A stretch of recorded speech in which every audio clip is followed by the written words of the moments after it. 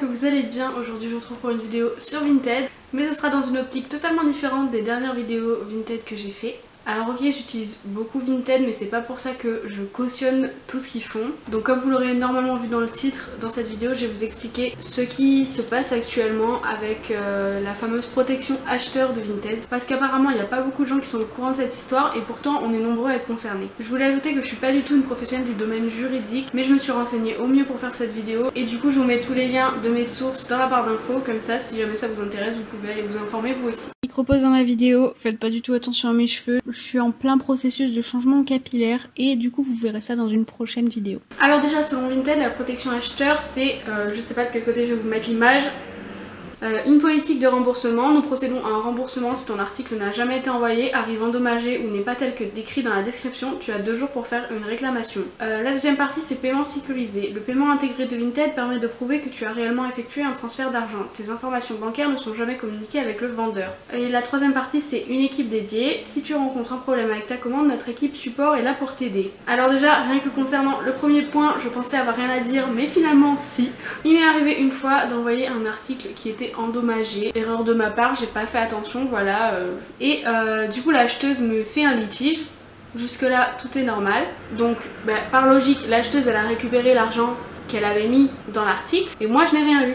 Normal aussi. Mais du coup l'argent qui lui a été remboursé, c'est l'argent qu'elle a mis dans l'article. Donc je vois pas ce que le prix de la protection acheteur vient faire dans ça, parce que dans tous les cas, quand tu reçois un article qui est défectueux, tu te fais rembourser l'argent que tu as mis dedans normalement. Donc déjà ça c'est pas clair.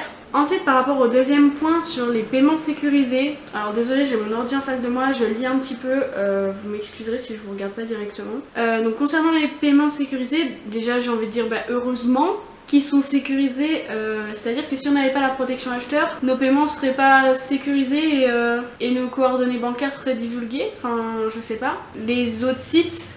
Sur les autres sites sur lesquels on peut commander, on a aussi un paiement sécurisé normalement, enfin sur la plupart des sites, mais c'est pas pour ça qu'on paye une taxe dessus, enfin je ne crois pas. Ça, de la même manière que le point précédent, c'est pas clair du tout, les paiements sécurité c'est limite la base, je vois pas pourquoi on payerait une taxe sur ça. Déjà c'est pas clair, et en plus je trouve que ça peut être un peu considéré comme trompeur, un peu comme si c'était genre une menace, un peu si vous payez pas, on balance vos informations bancaires au vendeur, un peu bizarre, bref. La troisième partie, le fameux SAV, je suis en plein dedans là, je suis dans un litige parce que j'ai reçu des chaussures tachées et c'est la galère. Bref, mais pour l'avoir testé précédemment pour d'autres affaires entre guillemets, il est vraiment incompétent. C'est-à-dire que tu poses ta question, on te répond en te ressortant un bloc de texte qui est directement pris dans les conditions d'utilisation de Vinted. Donc voilà, un copier-coller. Si tu as déjà lu les conditions d'utilisation, tu sais ça. En plus, en général, quand il t'arrive un truc comme ça, tu vas voir les conditions pour être sûr de ce que tu avances quoi.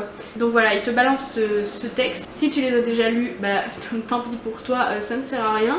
Et ensuite on te demande en dessous, est-ce que cette réponse vous a aidé, oui ou non? Donc si tu cliques sur oui, c'est bien, ça passe à autre chose. Si tu cliques sur non, il te repose la même question et tu réponds la même réponse et il te repose le même bloc de texte et il te redemande oui, non, est-ce que ça vous a aidé?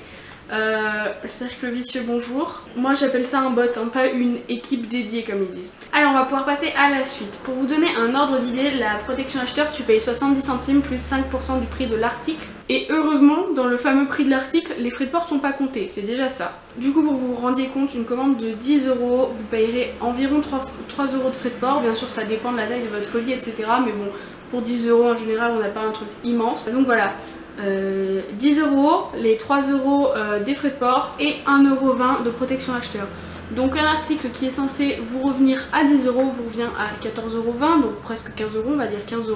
Et du coup dans ces cas-là c'est presque plus économique d'aller acheter en magasin. On peut partir clairement du principe que pourquoi acheter en seconde main si je peux avoir la même chose pour le même prix, neuf en magasin, sans payer les frais de port, ça reste logique. Du coup même avec tout ça, il y en a peut-être certains d'entre vous qui vont se dire je vois pas où est le problème. En fait le truc avec cette protection acheteur c'est qu'elle est obligatoire et normalement elle n'a pas à l'être. Donc normalement on est censé, comme sur la plupart des sites, certainement si vous commandez par exemple, je sais pas, sur Boulanger ou un site comme ça, Darty, enfin je donne cet exemple mais ça peut être n'importe quel site, même sur le site de la SNCF, tu peux prendre une assurance si jamais tu as un souci avec ta commande. Et en fait c'est censé être sous ce format là optionnel avec une case à cocher et là ce n'est pas le cas. En plus de ça on voit le prix de la protection acheteur qu'on a à payer seulement au moment de payer et ça peut aussi poser problème. Alors en plus de ça moi je veux rajouter un truc que je n'ai pas du tout vu dans les articles que j'ai lus. Mais je trouve que la protection acheteur c'est aussi un problème pour les vendeurs parce que depuis qu'elle est appliquée, pour ma part, il y a plusieurs personnes qui sont venues me demander de baisser les prix de mes articles parce qu'avec la protection acheteur ça leur faisait trop. Du coup avec tout ça, les potentielles pratiques trompeuses etc, Vinted a été mise en demeure en janvier. Je vous mets une définition de ce qu'est la mise en demeure à l'écran.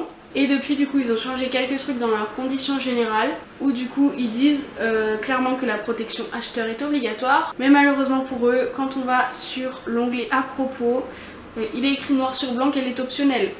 Il faut savoir se décider à un moment donné Vinted. Et du coup avec tout ça qu'est-ce qui se passe? Donc il y a l'UFC Que Choisir qui a lancé une action de groupe pour déjà rembourser tous les acheteurs qui ont payé cette soi-disant protection plus qu'inutile, qui est clairement une commission déguisée, disons-le. Tout ça depuis 2016. En plus de ça, du coup Vinted encourt une amende de 1,5 million d'euros, donc c'est pas rien.